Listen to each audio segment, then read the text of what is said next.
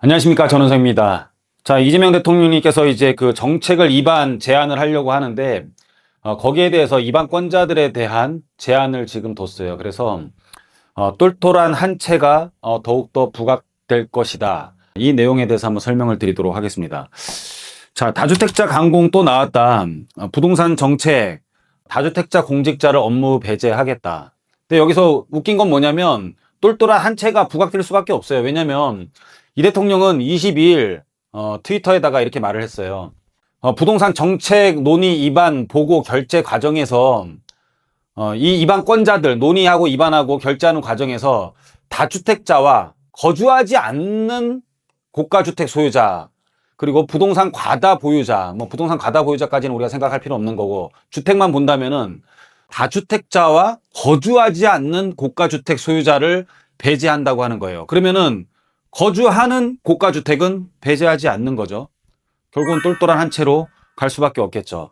부동산 정책을 만드는 공직자에게 흠결이 있을 경우 내로남불 비판이 이어지고 정책 실효성도 떨어질 수 있다는 판단에 정책의 수위를 한층 끌어올린 것으로 풀이된다.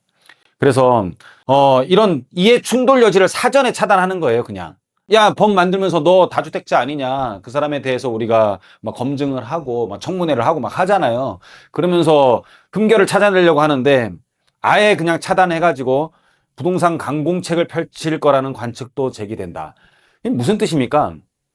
결론은 이 고가주택 소유자와 다주택자의 그런 입지에 대해서는 전혀 생각을 안 하는 사람들로 구성을 해서 이 사람들한테 이익이 가지 않는 정책을 피겠다라는 건데, 그럼 이런 사람들은 나쁜 사람이고, 그러면은 주택이 없는 사람들이 정책을 필 때는 아주 깨끗한 정책을 필 것이냐, 거기에 대해서도 우리가 한번 잘 생각을 해봐야 되는 거예요. 그래서 이 대리인의 문제가 항상 정치권에서는 생기는데, 정치인이 대리인이에요. 대리인이 주인의 이익이 아닌, 국민의 이득이 아닌 자신의 이익을 챙기는 현상, 이런 것을 대리인의 문제라고 해요. 근데 이거는 인간의 본능에 가까워요. 본성. 그냥 어떤 정책을 입안하면서 이게 맞는 것 같긴 한데 이런 거 했을 때 나한테 손해보면, 내가 손해보면 어떻게 하지? 어떤 집단에 대한 이득을 보기보다는 사람은 항상 본인 중심에서 자기의 이득을 챙기려고 하는 이 본능을 갖고 있기 때문에 이런 대리인 문제가 생기죠. 그래서 다주택자의 공직자가 본인의 자산 가치를 지키는 방향으로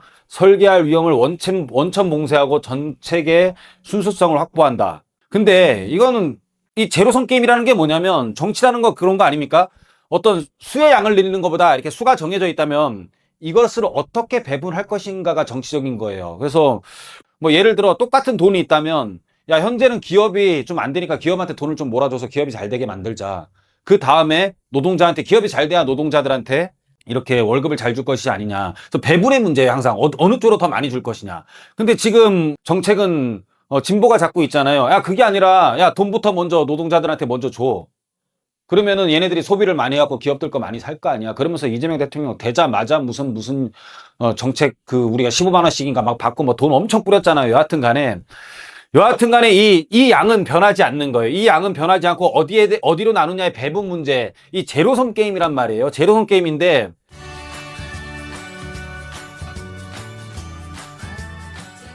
그러면 이런 1주택 갖고 있고 부동산 다주택 아니고 뭐 주택이 없거나 1주택 갖고 있는 사람들한테 정책 입안을 맡겼을 때는 이런 제로섬 게임에서 그 사람들의 이익이 전혀 생기지 않는, 그 사람들의 이익도 완전히 배제될 수 있는 정책이 나올 수 있을까? 그러면 아무도 이득을 보지 않는 정책이 나와야 된다는 거예요. 다주택자도 이득을 안 봐야 되고, 무주택자도 이득을 안 봐야 되고, 1주택자도 이득을 안 봐야 되는데 결국은 그러지 않을 거 아니냐.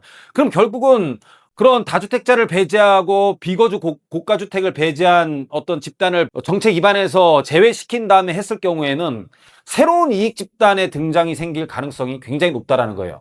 다주택자가 배제된 자리에 들어온 무주택자 혹은 1주택자의 공직자들 역시 인간 이상 본인 상황에 유리한 정책을 선호할 수 있다. 다주택자는 징벌 하면서 1주택의 혜택은 과도하게 늘리는 식의 또 다른 형태의 이익 출현을 할 수도 있다라는 것을, 이것을 배제할 수는 없다라는 거예요. 그래서 너무 색깔론적으로 하면 안 된다. 정치 이런 것들이. 여하튼 간에 지금 이재명 대통령의 성향이나 이런 것들을 무시할 수 없기 때문에 또 다시 한번 똘똘한 주택에 대해서 부각될 가능성은 굉장히 높습니다. 여러분, 그래서 좀 자산을 좀 어떤 한 곳으로 집중시키는 것도 사실은 나쁘지는 않을 것 같아요. 근데 제 생각은 그래요. 뭐 다주택자, 뭐 고가주택, 비거주 고가주택 이런 거 배제하는 게 아니라 반반씩 배분해가지고 서로 싸워서 국민적인 합의를 이끌어내고 그렇게 해야 되는 거지. 제로섬 게임에서 어떻게 완벽한 중립이 있냐 이거죠. 다주택자 배제하고 1주택자 또는 무주택자한테 맡겼을 때는 그럼 이 사람들도 이득이 안 가야 되는 정책이 나와야 되는데 그럼 아무도 이득을 안 보네?